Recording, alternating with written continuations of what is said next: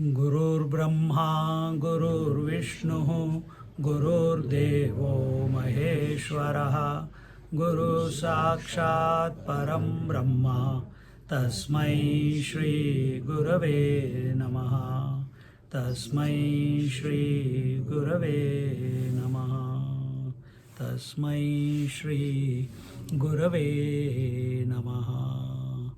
So we are in sanatsujatiya, Dvitiyo Adhyaya, chapter 2. Dhritarashtra uvacha kasyaisha mauna katarantu maunam prabruhi vid... Oh, tune is different. Kasyaisha mauna katarannu maunam prabruhi vidvanniha mauna bhavam maunena vidvanupayati maunam katham mune maunamiha charanti. Dhritarashtra is asking the question, and the question is, to whom does silence happen? Just now you experience silence. To whom does it happen? Who is the owner of that silence? Who is the observer of that silence? Let's see how it goes on. And what kind of silence is this? Is this silence inert? Is it a conscious silence? Is it inert silence? Is it an energy? Many people think it's all energy, energy, energy. Is it energy? Is it a vibration? Many questions, no? We don't have the clarity. Oh, wise one, meaning the sanatsujatiya, please describe the nature of this silence. Is it that the wise one, by the silence, attains the silence Brahma? Is it by the silent speech that you attain the Brahman, who is of the nature of silence, because he is everything? You need speech where there is separation, there is the difference. You are separate to me, I'll talk to you. The body was separate to me, I can think about the body, the various parts. The breath is separate to me, I can think about fast breath, slow breath, take it here, take it there. I can see the thoughts, I can talk about thoughts. This was a good thought, this was a bad thought, this was a confusing thought, this was a conviction, this was a erratic thought, etc., etc. I can talk about it. But Brahman, reality, atma, it is all encompassing. There is no otherness in there. So who will talk about whom? There will be no words. So here he's saying, is it that the wise one, by the silent speech, attains the silence Brahman? O contemplatives here, how do people practice silence in this world? This is the question of Dhritarashtra, because throughout life he has been agitated. Throughout life. And in the first chapter, Sanatsujatiya showed him the ephemeralness of the world. Ephemeralness, the changing nature of the world. And the world is changing, the five elements, except the space, everything is changing. But when you think about it, space is also changing, because in the waking world there is one space in which the whole creation is existing. Do you know there is another space? Is there another space? I'm asking. No. Yes, there is. Where? In the dream also the creation exists in one space, isn't it? In dream also there is space. Without space you cannot have dream creation. So that is also another space. Is that space and this space same? Oh. Can you access that dream space with the dream creation in the waking? No. Can you access the waking space with the waking creation in the dream? No. So that means two different spaces. And the third one is the conscious space. So this way, O contemplator, how do people practice silence in this world? So everything in the world is changing, everything in the body is changing. Whatever is changing is called as ephemeral. Ephemeral means changing. That was told to him. And slowly, slowly his attention was brought, because he was so worldly, he was so attached to everything in the world, especially his throne. And now he has got nobody left to call his own. And when Narad Muni comes and guides him, and he is available to him for a change, Till now he was never available. And yes, Gandhari is also sitting there and Kunti is also sitting there. So he says, how do people practice the silence in this world? We'll just take one verse and go for wherever we have to go. Sanatsujatiya uvacha yato na veda manasa sahainam anupravishanti tatah samaunam yannothito veda shabdas tathayam satanmayatvena vibhati rajan. Sanatsujatiya said, O king, it is because the mind along with all the Vedas becomes silent in the Supreme Self. Therefore, this is the real meaning of silence. That which is indicated by words, through Vedas, the Supreme Self is experienced as one's own being. How do you know that you are the Self? Yes, you know it by yourself. You are the Self. But if the scriptures were not to tell us, there are so many scriptures in this world, but who tells you that you are the Atma?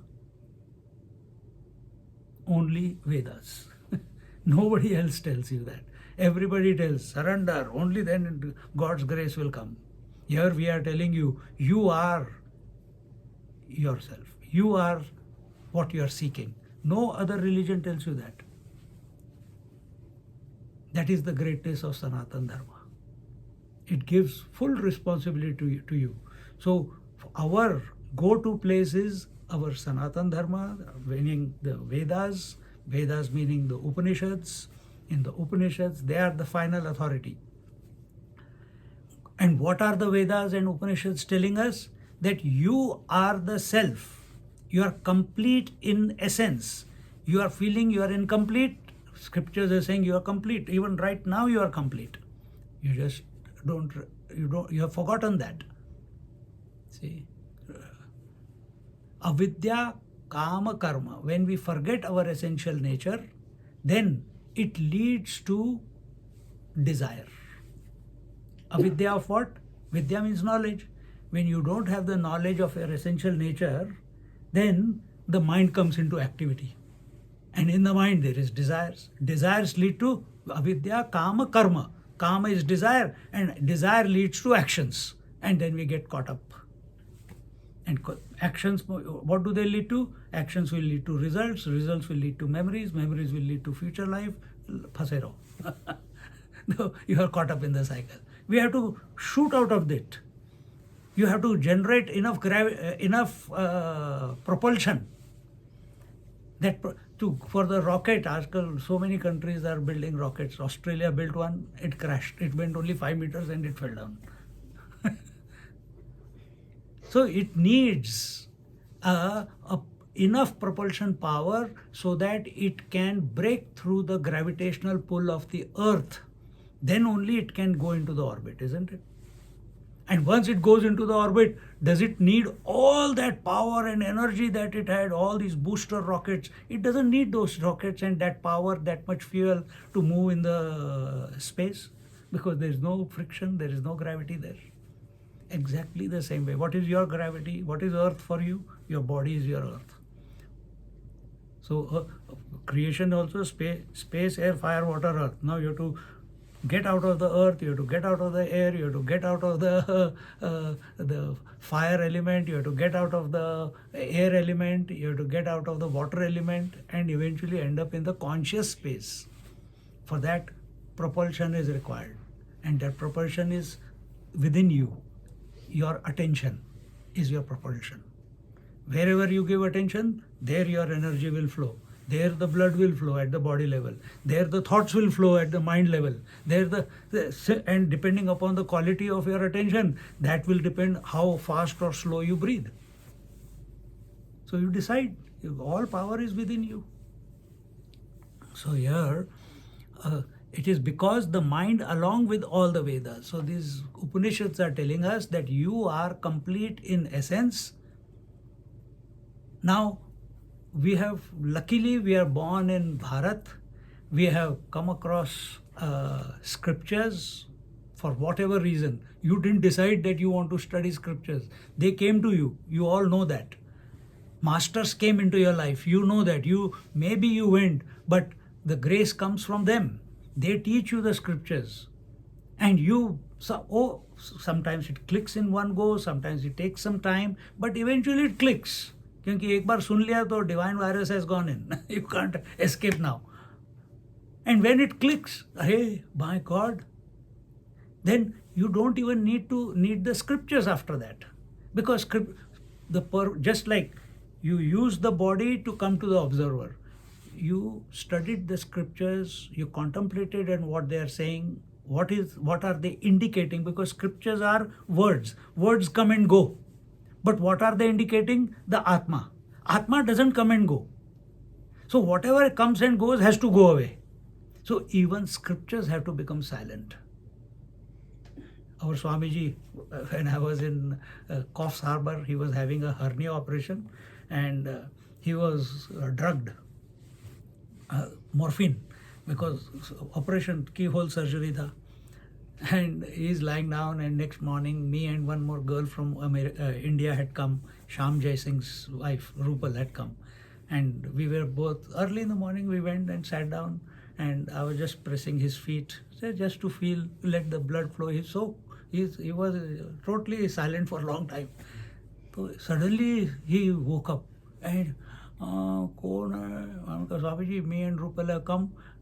Acha, see, in that drugged state, he's saying, Acha, sit down, we'll meditate. And I tell you, it was such a fantastic meditation. There and then he started. सप्ते में भी उनके lecture ही देते होंगे वो. Because it's become one with that. But that also, but he is fantastic, because when he doesn't want, it becomes silent. When it requires in a satsang, it comes out. The right thoughts come out. Are we like that? Or unnecessarily we are sitting and the mind is going grrr, grrr, grrr, grrr, grrr. We can't sit quiet. Are we able to touch the bed and go to sleep? Are we able to get up when we are supposed to get up? If you are not, then that means you are a slave of your mind. You are a slave of the creation, of the body, mind, etc. So here, even the Vedas have to become silent, because they have done their work. They have brought your attention to yourself, and their job is over. If I am pricked with a thorn while walking, I take another thorn, I remove the thorn which was in the sole of my feet, and then I throw both of them. I don't keep it. Yaar, this was very helpful, I'll put it in my pocket. Then I'll be kahin na kahin wo chupta rahega mere ko. The same way, the ignorance was that I don't know myself. That ignorance led to desire.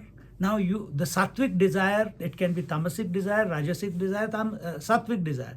We chose the sattvic desire by God's grace. Meditation came, teachers came, scriptures came. We studied the scriptures. They are part of ignorance. They are part of, because they are incomplete in that sense. And we used it, we studied it, we understood what they are telling you, or telling us. We contemplated on that, and then when you contemplate on it, just like when you must have, for a moment, you must have experienced that you are looking at the body, and when I say shift your attention to the observer, the body goes out of your mind completely for a few seconds, if it may be. Or you are thinking of the breath and you shift the attention to the observer, then breath is coming or not coming, it doesn't matter to you anymore after that, because you are with yourself. Same way, then scriptures are there or not there, it does not matter, because you have reached the destination that the scriptures were indicating. So that is what he is saying here. It is because the mind alone with all the Vedas becomes silent. When the Vedas, meaning the instructions given in the scriptures, when they also become silent, that is the Supreme Self. So if you experience silence and you are awake, you are the Supreme Self. So that means, does it mean that right now I'm not the Supreme Self? You are not the Supreme Self right now also. But you don't recognize that. It has to become क्या कहते हैं, the norm in and through all activity. Therefore, this is the real meaning of silence. Sanatsujatiya ji is telling Dhritarashtra, that which is indicated by words through the Vedas, the Supreme Self is experienced as one's own being. Understand, when we say shift your attention to the observer, you are looking at me, and I say, while looking at me, shift your attention to the vision. Can you do it? Is there some object called vision which you can grasp by your eyes? Can you find the soul? You know there is vision, but can you see your own eyes? Not possible, no? But in that journey of reversal of attention, the variety of things that you are observing, that becomes zero. Same thing happens on the seat of meditation also, when we give the instruction that the body goes out of your mind, or the breath goes out of your mind. Maybe this evening the mind will also go out of your cognition. It will become silent. Having said this, Dhritarashtra uvacha, क्या है, रुचो यजुंश्य धीते यः सामवेदं च यो द्विजः पापानि कुर्वन् पापेन लिप्यते न स लिप्यते. Dhritarashtra said, those twice born study the Vedas such as Rig Veda, Yajur Veda, Sama Veda. Are they influenced by the sins if they commit some? Sanatsujata uvacha nainam saman richo vapi yajunshi cha vichakshana trayante karmanah papan nate mithya bravimyaham. Sanatsujata said, oh, the most intelligent Dhritarashtra, even if he's stupid, he's being called as intelligent. Why? Because he's interested in this knowledge now. There is every possibility that a most ignorant person, the most sinful person, can be transformed. Ratnakar Daku, he was a killer, he was a thief. He came into the company of Narad Muni, he became Valmiki Rishi, who the first poetry was written by him. So that possibility is there in you and me also. Every saint has a past, and every sinner has a future. So Dhritarashtra is thinking he's the sinner. We also think when we go into papo, hum papa karma, hum bhagwan ko. If we feel guilty, guilt is a sin. He says, oh, the most intelligent Dhritarashtra, this is to invoke the best out of the seeker. These words are used. I won't tell you the untruth. None of the Vedas like Rig Veda, Yajur Veda and Sam Veda can protect him from sinful deeds. Then what is the purpose of the Vedas? What is the purpose of the scriptures? Or Upanishads here we are talking about. Is it to protect you from the sins that you have done? Then? To find ourselves. To make one realize himself or herself as the atma. That is the purpose of the scriptures. No, I'll keep the Vedas in the house, and because I go to satsangs, now bad things will not happen to me. Because I'm in the company of saints and sages, bad events will not take place in my life. We want cause and effect.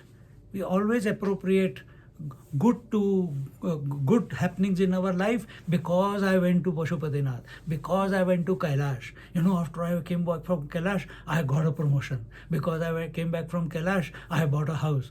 Because I got married, I bought a house. Because this child came into many people, the child is conceived and immediately some things change in their life. House comes, job comes, salary increases, and you say, Uri, this child is, and we also tell them, this child is preparing his infrastructure and coming, But at the worldly level, we speak like this. But here we are going beyond all this. There वो व्यवहार में वो सब बोलना पड़ता है. But actually, when a seeker comes in front, then all this has got no meaning. Then scripture's job is only one. So don't understand scriptures, Manusmriti le liya, Puran le liye, etc. etc. Yes, they are scriptures. But उनका बाप कौन है? Upanishads.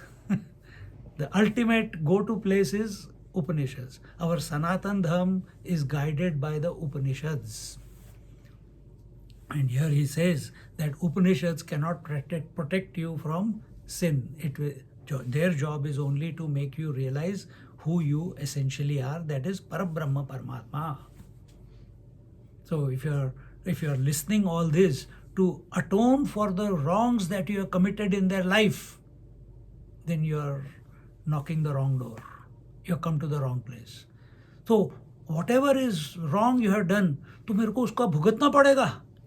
I'll have to pay the price for that. Yes, you will have to pay the price. Till when? Till you think you are the doer. If you listen to the Upanishads, study the Upanishads, realize what they are telling, you are the Atma, then there is no you as an individual, you are the infinite. Automatically, all the good things and the bad things that you have done in your life, they get cancelled. You understand what I am saying? So, we'll stop here for the moment and we'll go for breakfast because 9 o'clock we have to leave. Om Purnamada Purnamidam Purnat Purnamudachyate Purnasya Purnamadaya Purnameva Vashishyate. Om Shanti Shanti Shanti.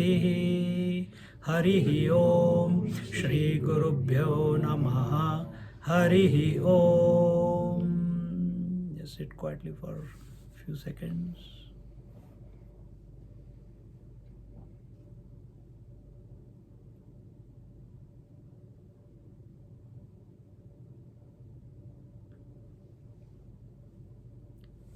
Hari Om.